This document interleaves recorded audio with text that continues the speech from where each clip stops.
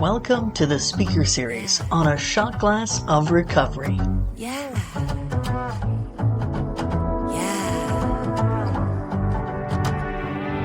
You get a house, you get a car, then you start thinking that's all you are, but you don't know the truth. So let me spell it out for you.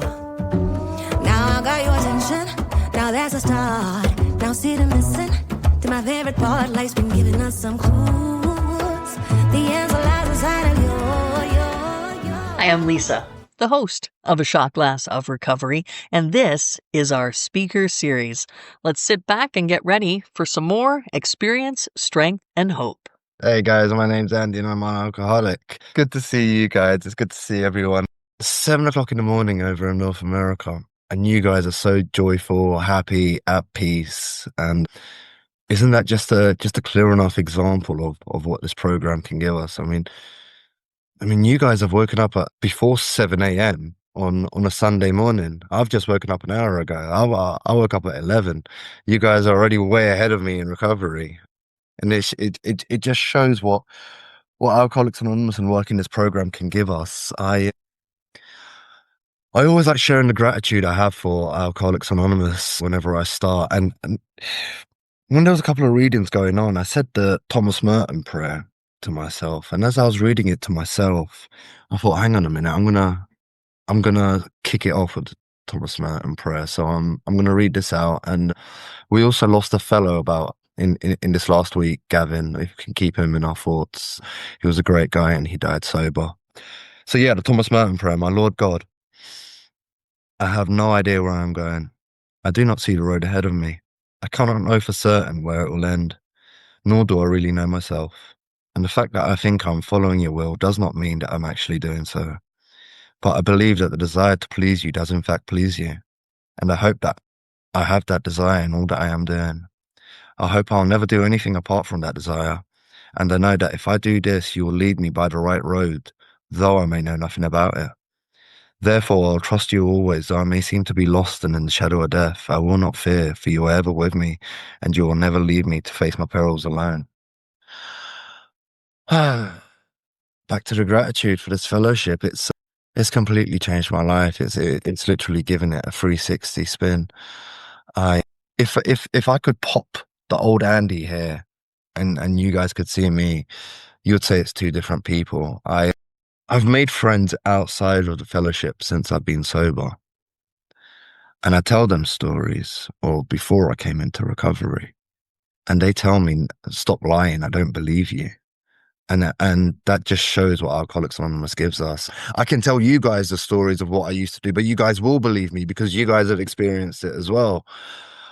So it does mean, someone said, his name's Bruce B. He does an amazing big book study on Tuesdays. He goes, if you want me to tell you how I'm doing in recovery, ask my wife. And it's a great one. It's literally ask your nearest and dearest, how are you doing? And it's a great example of how change is made. I mean, my mother, bless her, I bet you she thought she would never have to stop caring for someone that had the mentality possibly of a 14, 15-year-old. But today I'm an adult and she brings me papers and letters and stuff and relies on me to do things for her. And it's all thanks to the fellowship.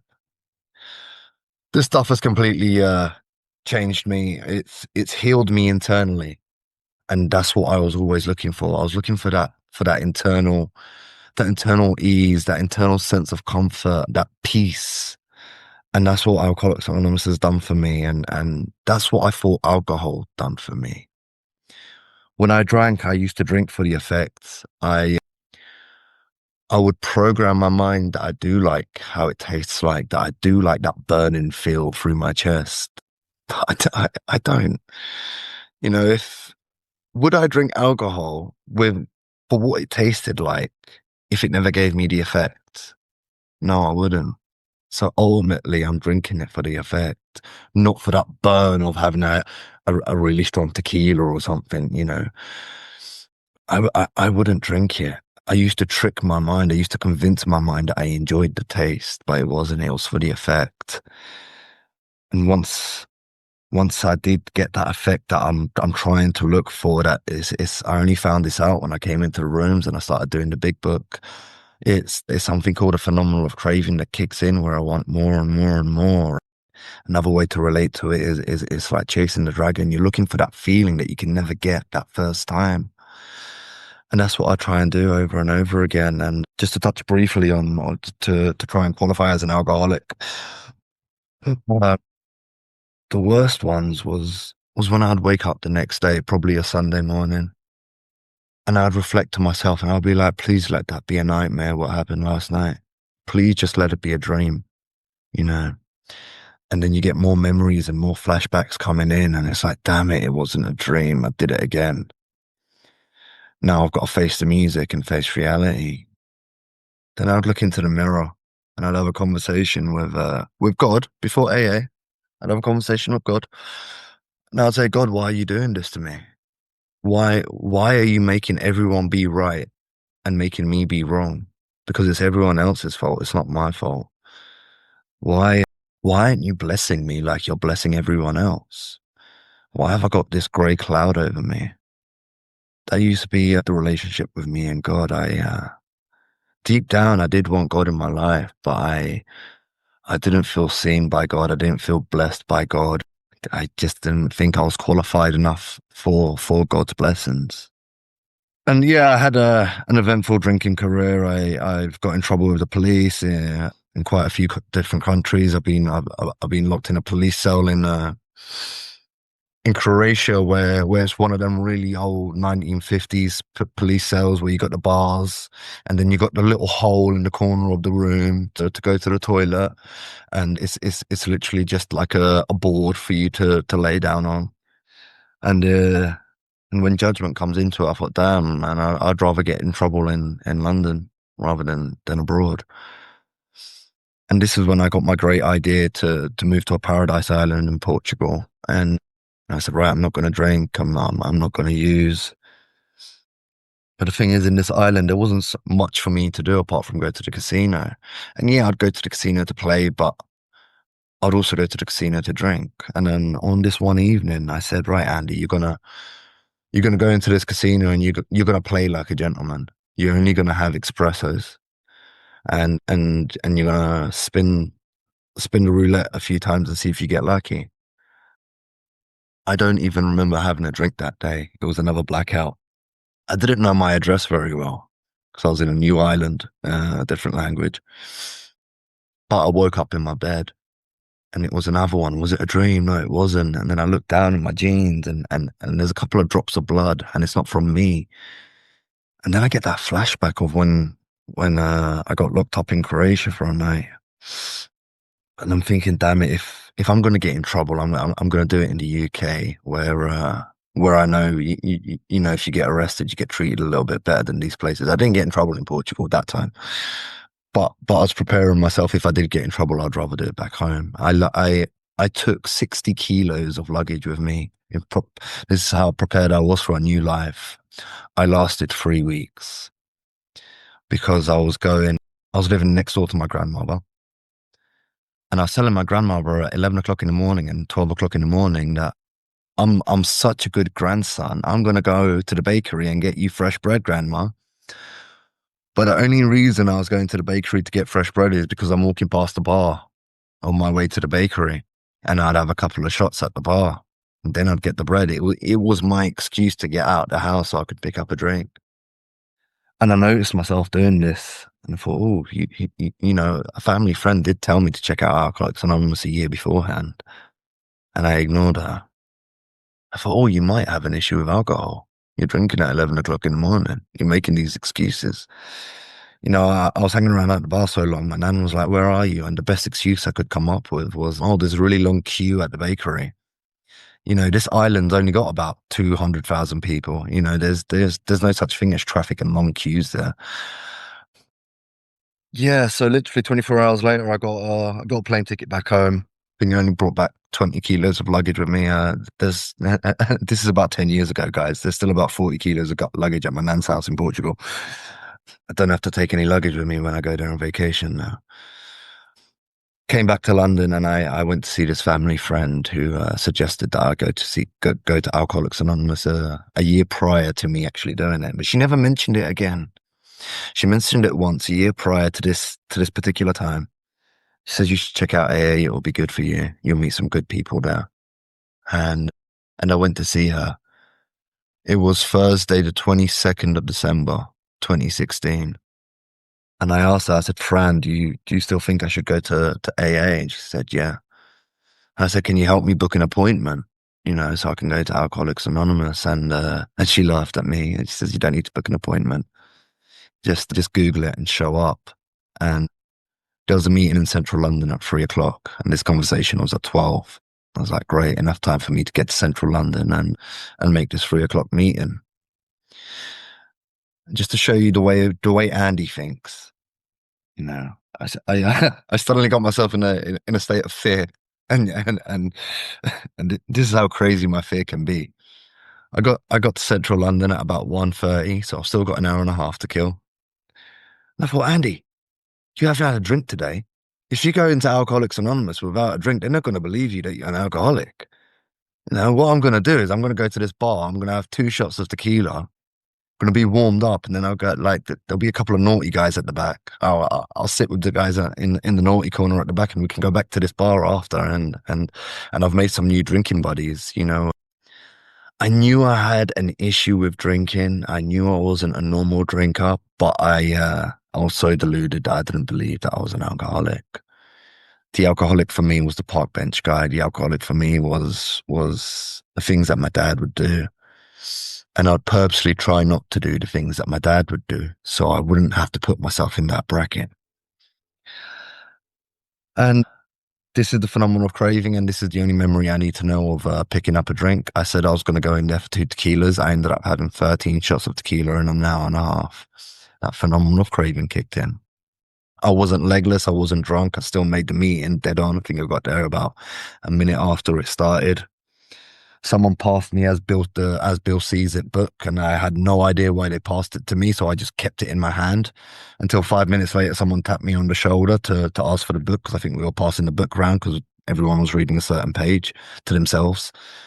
And I listened to this speaker, very, very average human, no one special, sharing a story of hope and how Alcoholics Anonymous changed his life and how he got a sponsor and how he done these 12 steps. And and I was being sold Alcoholics Anonymous. I was like, this guy told me that his life was a mess. He was living in a squat before AA, and I was relating to that because at the same time when I returned back to the UK, I was couch surfing at people's houses, and I was couch surfing at people that I didn't really like, but they opened their door to me.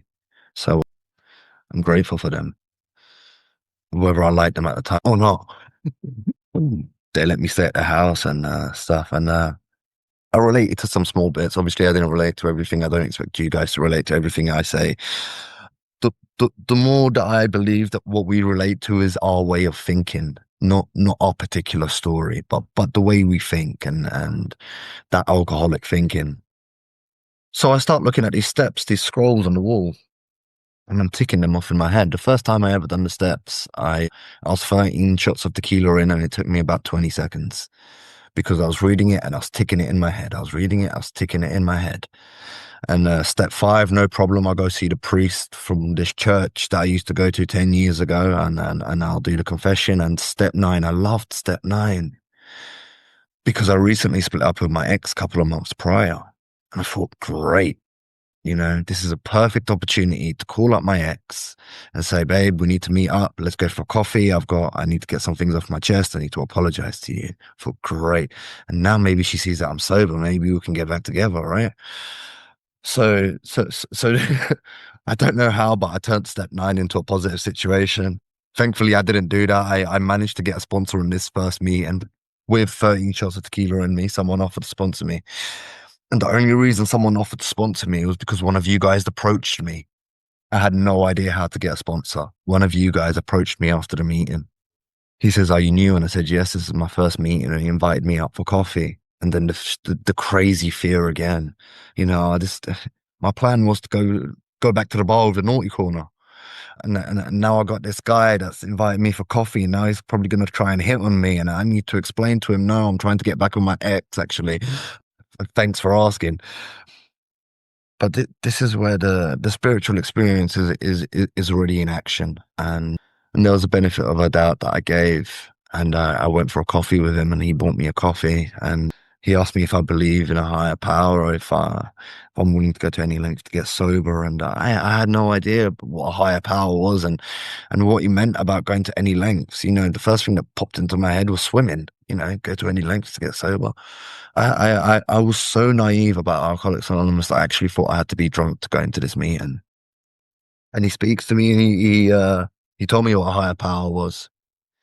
And he says, if you want, also I'll sponsor you. And I mentioned feeling like I had a grey cloud over my head before AA, and it felt like that grey cloud opened up, and the sun was shining because of that speaker who said the sponsor changed his life. He took him through the steps, and he got a new way of life. He got psychic change. He's living in the moment. He's living in the present, and it's much better compared to the life that he was living prior. And I'm thinking, this guy hasn't asked me for my qualifications. He hasn't asked me for a credit rating, because this is all the crazy stuff that I thought I needed for a sponsor. He hasn't asked me for anything. I'm going to say yes to this guy. And he gave me a couple of suggestions. He told me to go to a meeting the next day. Another thing I didn't think I would have to do. I thought I only had to do one meeting, and I could call up the ex and try and rekindle. So I went to this meeting. The next meeting was again in central London, and he told me to get a big book and a Just for Today card. Just for Today card is a beautiful piece of literature that kept me going for a very long time, and it still does today. I recommend it. If you don't have it, please Google it. The Alcoholics Anonymous Just for Today card. It's a beautiful way to kick off your day. So I go to this meeting on the Friday, the 23rd, and loads of people are coming up to me saying, "Are you Andy?" I'm like, "Yeah." He says, "Oh, Johnny told me you're coming. Welcome, welcome, Johnny." And everyone's saying it. "Johnny told me you're coming. Welcome. What's your number?" You know, if talk about feeling special, helping someone still in the mess, and making someone's ego even bigger. You know, I'm not recovered yet, and you guys are making me feel like God's gift. I needed it. I needed that love from you guys, and I still do today. You guys made me feel worth something. You guys made me feel worth living. And I go to the literature section, and I see these 3 different big books: the hardback, the softback, and the little pocket one. And I got asked, which one do you want? And I picked the little pocket one because it was smaller and it looked easier for some reason. You know, the big hardback one is thick and it's scary. I don't want to read that. I don't want to do any reading at all, to be honest with you. So I picked the small little pocket one, and I got the Just for Today card. And on my way home, this pocketbook is still too big for my liking. So my great idea is, right, Andy, once you get home, jump on the laptop, Google Alcoholics Anonymous, the movie, watch the movie, and then lie to Johnny and say you've read the book. This happens in the book. Before I could do any of this, before I could actually Google it, I think I must have been texting Johnny on my way home. And he says, "Great, Andy, I want you to read 2 pages a day starting from the doctor's opinion." I'm really good at justifying things to go my way and justifying things to go how I want it to. I could not justify not reading 2 pages of a book. I couldn't do it.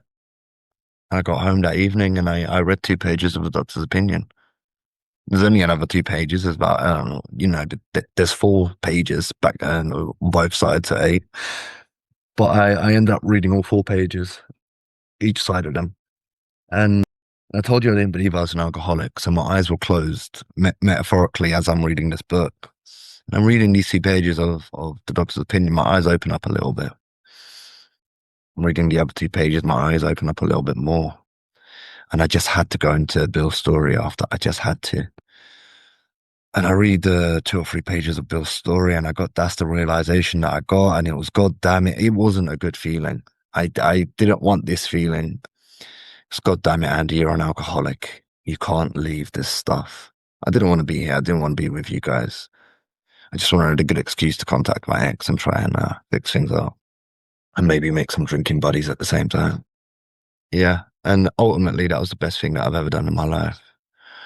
I've stayed plugged into this program to the best of my ability. I did get my first year sobriety.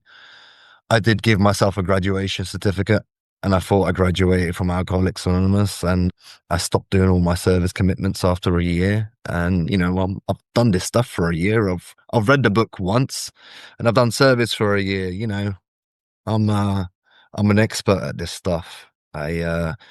I'm just going to show up to meetings that have a good fellowship, have a good parking lot where they go to a good restaurant after, so I can see someone because I actually genuinely like you guys. You guys are cool people, so I still want to see you guys, but I'm not working a program.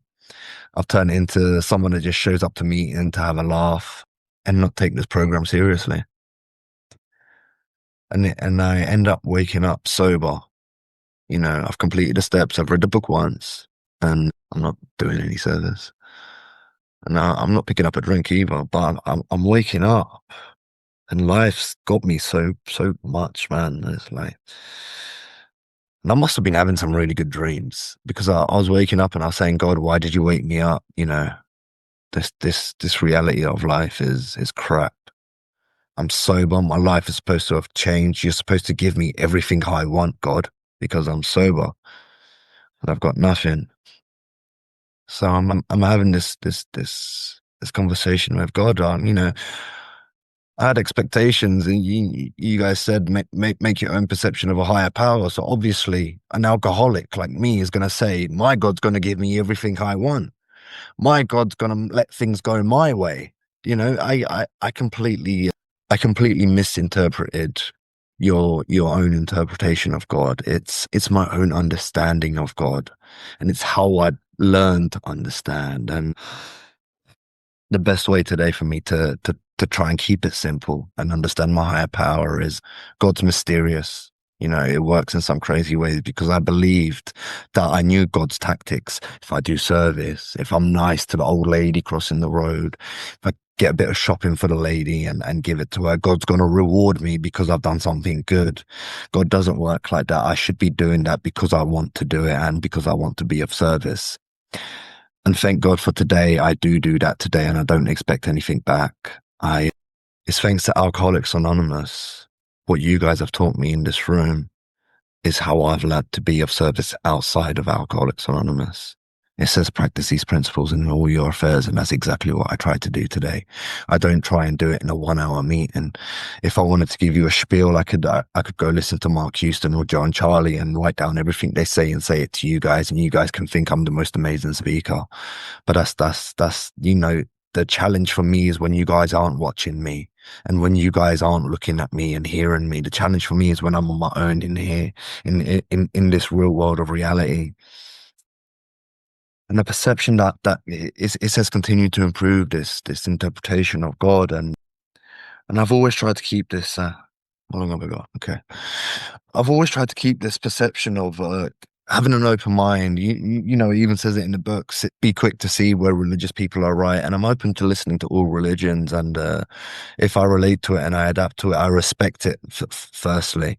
And if it's something I think I can adapt into my own spiritual program, I'll do it.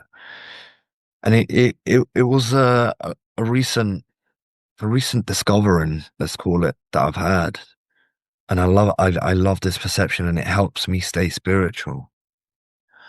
But I'm a spiritual being living in a human body. I'm living in this world full of humans, but I'm not necessarily a human. I'm a spiritual being. Some of these people might not be spiritual beings; they just might be humans. And then I can get tricked. I can trick myself into acting like a human, and this is where the defects of character come in. The the retaliation and envy and being unkind because I'm acting as a human. I'm not acting as a spiritual being. So it's that's the challenge for me. Is whenever I'm out there, just remind yourself, Andy, that you're a spiritual being, and there are spiritual principles that are laid out in this book that I do my best to follow on a daily basis, and it's all practice. I know people in this fellowship that have been around for about 50 years, and they still practice it. So I've just recently celebrated 9 years of sobriety. I'm in my 10th year of sobriety now. I just did my 10th sober Christmas and my 10th sober New Year's, and and I've had a great time. I've had fun. We we have conventions. We're not a glum lot. We just before this meeting started is a great example that we're not a glum lot. We can all have a laugh. We can tease each other and be friendly and smile. Just the energy of this meeting when I came in and when I was listening to you guys when I was making a coffee, it's the perfect meeting to kick off a day. It really is. It reminds me of that second meeting that I went to, and everyone said to me, "Oh, are you Andy? Are you Andy?" They make you feel so welcome. They ask for your number. They make you feel loved. And I love that. And going to these spiritual principles that are expressed in the book, it's tolerance, compassion, forgiveness, patience, humility, goodwill, and love. They're just some of these principles that are expressed in this book, and I can't tell you that I live by them perfectly, 24/7. The human Andy still can still jump in, but then there's the power of the pause that people call it, and that power of the pause sometimes the power of the pause comes very late. Sometimes the power of the pause comes instantly, and you put yourself back into place and right. What has this 12-step program taught me? What is my new way of life? I've got a psychic change today. I'm a new person. This is not the end. I am not the human. Don't get involved with the human brain. Be involved with the spiritual soul and mind, and just try and adapt to that. And it's something that we need to balance every now and then. Sometimes I do in certain situations, and I need to be the human, but that's got enough. That's probably more in a work sort of setting rather than a life setting. Before I came into Alcoholics Anonymous, I only expected to make a few drinking buddies because I ran out of friends. You know, my friends were still my friends, but they were distant friends. You'd stop getting the invites. My friends would start having kids, and you wouldn't be invited to their christening, the kids' christening. My friends started getting married, and you'd get the invitation for the wedding, but you wouldn't go because like, then I had to make up some bullshit story. So, excuse my language, some BS story that I had to go to Portugal for an emergency. Sorry, I didn't go to the wedding. These people paid for a meal for me to have at their wedding. These things are paid per head, and I let them down because of my addiction. And it gets to a stage where you make so many excuses. They're like, whatever, Andy. Andy's just Andy. I had an auntie tell me I was about 2, 3 years sober, and it was the greatest thing that she ever told me. And she says, Andy, we just lost hope in you. We thought this was going to be you for the rest of your life. And knowing that I was recently turning 3 years sober and that I managed to do it, it was the best feeling ever because I proved the people that gave up on me wrong. You guys never gave up on me. My sponsor never. My sponsor done things for me that it is not written in the big book for a sponsor to do. My sponsor went above and beyond for me, and that guy saved my life, and he's still my sponsor today. He's a loon. He's crazy, and I love him, and he doesn't care what people think of him. But when it comes to being spiritual and talking AA, he's right up there, and I'm grateful for that. And that's what I try and do. I try and come into this meeting, into meetings with a smiling face and having a laugh and being happy and being an example to this fellowship, not only in AA, but being an example to AA outside of AA. And just because I'm helping an old lady cross the road, I'm not going to tell her, oh yeah, I'm helping you cross the road because I'm in Alcoholics Anonymous. No, I don't do that. I just help her cross the road. Then maybe if me and this old lady, you know, start building a relationship, so to speak. This has never happened, by the way. But if we start seeing each other on a daily basis, and then her son is in trouble with addiction, then I can open my plant up and say, oh, by the way, I do these meetings. I can bring your son with me if you want. But that's all about being the example to Alcoholics Anonymous, and it goes to the responsibility statement. When anyone anywhere reaches out for help, I want the hand of AA always to be there, and for that I am responsible. And it says anyone, anywhere. It doesn't say alcoholic. And I heard someone say this, and I reflected on it. Got 10 minutes, sweet. Even if I got everything that I ever wanted, I would have still fallen short because God's got a better plan for me. And when I heard that, I was a couple of years in when I heard this. Even if I could get everything that I ever dreamed of, I would have still missed out because God's got a better plan for me. I thought, screw up everything I ever wanted. I want God's plan. And we're going to go back to the Thomas Merton prayer where it says, and I know that if I do this, you'll lead me by the right road, though I may know nothing about it. I'm on a journey right now, and a lot of things aren't going my way, and a lot of things aren't going how I expect it to fall. And this is me in my 10th year of recovery, and there's a lot of things that I would have changed if I could make it, if I had the power to. But ultimately, I trust God's plan and this journey that I'm in.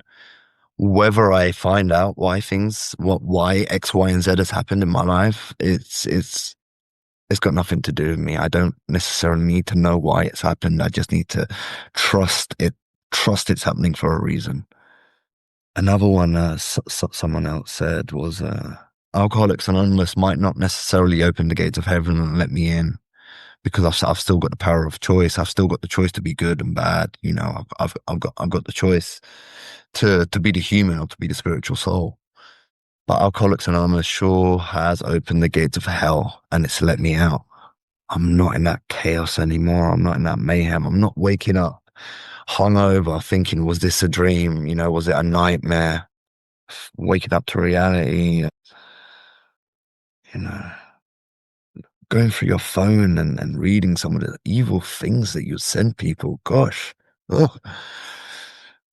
And then expect them to apologize to me for it was you that made me that angry. It's your fault. How crazy is that?